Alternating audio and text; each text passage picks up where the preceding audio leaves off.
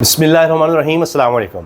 Same page की बड़ी बात होती है और ये भी कहा जाता है कि पाकिस्तान में इस तरह से इस्टेब्लिशमेंट और हुकूमत सेम पेज पर कभी भी नहीं थे जिस तरह आज है, और बड़ा ज़बरदस्त रिलेशनशिप है, ऐसा कभी नहीं था। कोई इसको हाइब्रिड निज़ाम कहता है, कोई कुछ कहता है, कोई कुछ कहता है। लेकिन आप ये देखिए कि कामरान खान साहब सीनियर सहाफ़ी क्या बता रहे हैं कि बिज़नेस कम्यूनिटी, पूरे पाकिस्तान की अहम तरीन कम्यूनिटी बिज़नेस के लिहाज से, जिसमें federation of Pakistan chamber of commerce industry के करता धरता, तमाम चैम्बर्स के करता धरता, कारोबार जो लोग करते हैं उनके रिप्रेजेंटेटिव, उनके रहनुमा खुद भी कारोबारी हैं, वो जब आर्मी चीफ से मिलते हैं तो क्या होता है। कामरान खान साहब ने इस पर ट्वीट किया, हालिया ट्वीट वो मैं आपके सामने लेकर आ रहा हूँ। एक्स पर उन्होंने पोस्ट किया कि एक एक लफ्ज़ सुनने वाला है, पढ़ने वाला है कि कामरान खान साहब कह रहे हैं कि उसमें जो अस्करी क़यादत के माशी मामला देख रहे हैं वो लोग, अस्करी क़यादत के वो लोग जो माशी मामला को देख रहे हैं वो भी इस मीटिंग में थे, आर्मी चीफ भी थे।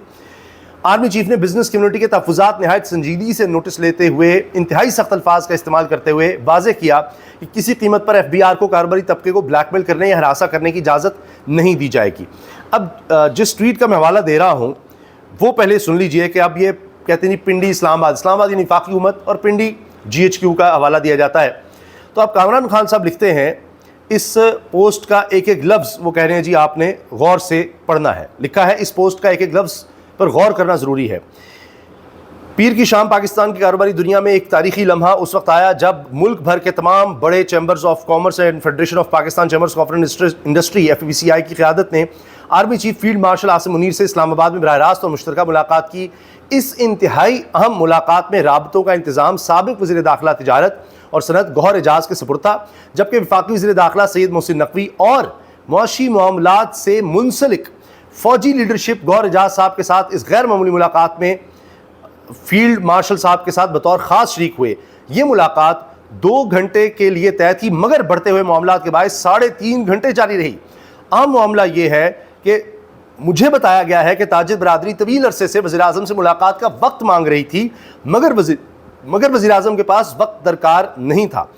बहरहाल फील्ड मार्शल साहब से मुलाकात का वक्त तय पा गया। कारोबारी क़यादत ने मौजूदा सिविल हुकूमत, काबीना के चंद वज़रा और ब्यूरोक्रेसी की नाअहली पर शदीद तहफ़्फ़ुज़ात का इज़हार किया। हुकूमत पर, वज़रा पर और ब्यूरोक्रेसी के कुछ लोगों पर शदीद तहफ़्फ़ुज़ात का इज़हार, ख़ास तौर पर फेडरल बोर्ड ऑफ रेवेन्यू के दिए गए गिरफ्तारी और तफ्तीशी इख्तियारात को कारोबार दुश्मनी करार देते हुए यकज़ुबान मज़म्मत की।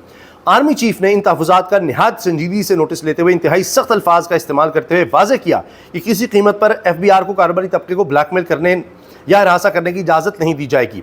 3.5 घंटे जारी रहने वाली मुलाकात दरअसल मौजूदा हुकूमत के हवाले से बिजनेस कम्युनिटी की एक चार्जशीट कहा जा रहा है जी इसको, ये चार्जशीट साबित हुई। इस तारीखी मुलाकात में शिरकत करने वालों में शामिल थे pattern chief FPCCI, president FPCCI, senior vice president FPCCI, vice president FPCCI, group leader Islamabad chamber, Rawalpindi chamber के ग्रुप लीडर, लाहौर चैम्बर के जनाब प्रेसिडेंट, कराची चैम्बर के, सियालकोट चैम्बर के, फैसलाबाद चैम्बर के president, group leader Sheikhupura sir और रहीम यार खान, एप्टमा के चेयरमैन। ये मुलाकात इस बात का सबूत है कि कारोबारी तबका मौजूदा हुकूमत के खिलाफ अब खुलकर अपनी बात सामने ला रहा है और मुल्क की अस्करी क़यादत भी इन तहफ़्फ़ुज़ात को नज़रअंदाज करने की बजाय फ़ौरी और अमली रद्दअमल देने पर मजबूर है। इस पेशरफ्त को पाकिस्तान की माशी पॉलिसी के मुस्तक़बिल के लिए एक फ़ैसला कुन मोड़ तस्वुर किया जा रहा है। लें जी, अब ये माशी पॉलिसी के मुस्तक़बिल के हवाले से फ़ैसला कुन मोड़ आ गया है। ये सीनियर तज्ज़ियाकार और साफ़ी कामरान खान साहब ने ये बात बताई है। तो अब आप देख लीजिए पिंडी में क्या फ़ैसले हुए हैं, इस्लामाबाद में क्या चल रहा है। और इससे पहले मोहम्मद अली दुरानी साहब सीनियर सियासतदान, उनके बारे में मैं आपको बता चुका हूँ।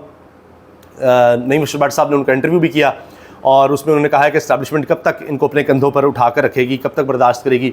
जिस तरह से कभी घी स्कैंडल, कभी चीनी स्कैंडल आ रहा है, 150 रुपये किलो घी में कम आ गए हैं, चीनी में भी इसी तरह से कितने पैसे बना लिए, कोई पूछने वाला नहीं, कुछ भी नहीं, सिर्फ तहफ़्फ़ुज़ात का इज़हार कर दिया जाता है और कुछ नहीं किया जाता। अच्छा जी, मियाँ अज़हर मरहूम के इंतकाल पर लाहौर की खाली होने वाली सीट पर नून लीग ने लॉबिंग शुरू कर दी है।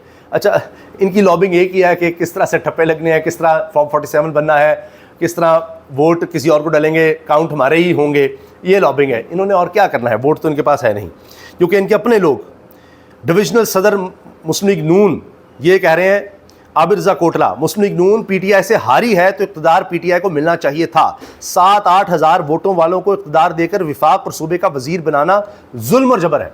कि 7,000 वोटरों वालों को जनाब, ये आप 7 से 8 हज़ार वोटों वालों को आपने वज़ीर बना दिया काफिले के लोगों को। कहते जी हम भी हारे थे, तहरीक इंसाफ जीती थी उनको आपको देना चाहिए था इख्तिदार। ये देखिए अब नून लीग के लोग कह रहे हैं पीटीआई से हारी है तो इसका इख्तिदार पीटीआई को मुंतकिल होना चाहिए था। इसका इख्तिदार या 7-8 हज़ार वालों को दे के उनको फेडरल मिनिस्टर और सूबे का मिनिस्टर बनाना, ये जुल्म और जबर है।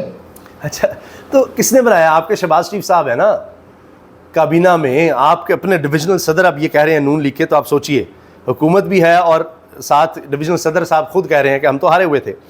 ये जी तहरीक इंसाफ के लिए एक ठंडी हवा का झोंका ज़रूर आया है। पीटीआई कारकुनान को पापो एक्ट के तहत दी गई 6 माह की सज़ा मुअत्तल कर दी गई है, इनकी रिहाइयों का कह दिया गया ज़मानत पर। अब ये पहली दफ़ा ये कानून किसी पर लागू हुआ है कि जी आप इस्लामाबाद में कोई एहतजाज नहीं कर सकते, अगर कोई एहतजाज करेगा तो उस पर सज़ा है। उस एक्ट के तहत वो भी मौजूदा हुकूमत के लिए लेकर आई है। इन्होंने जितना कानून बनाया है सब आवाम के ख़िलाफ़ बनाया है और चीनी चोरों और घी चोरों के हक़ में बनाया है।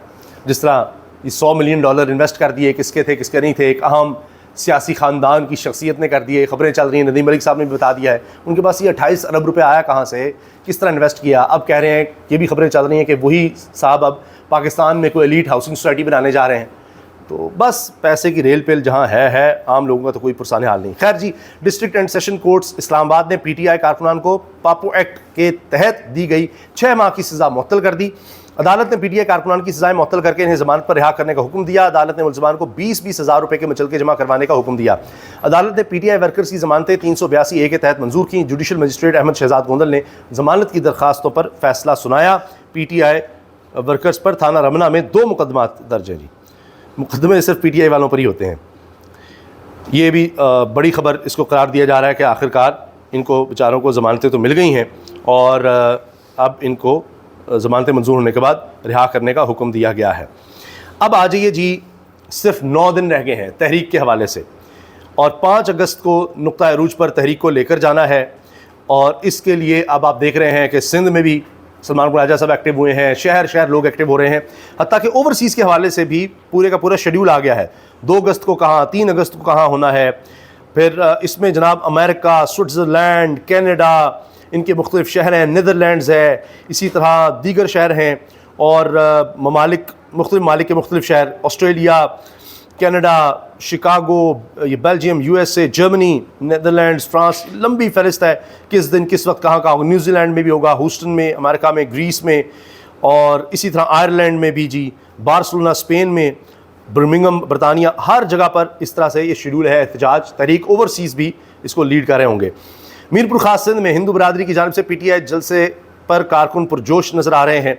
अब सिंध में भी जनाब तहरीक इंसाफ तहरीक के हवाले से एक्टिव हो रही है। फिर ये सनम जावेद का आज़ाद कश्मीर वर्कर्स कन्वेंशन में धुआंधार खिताब, ये कश्मीर गई हुई हैं, वहाँ पर खिताब कर रही हैं। उन्होंने मुझे ये मौका दिया, फिर आप सबका कि आप लोग यहाँ पे आए।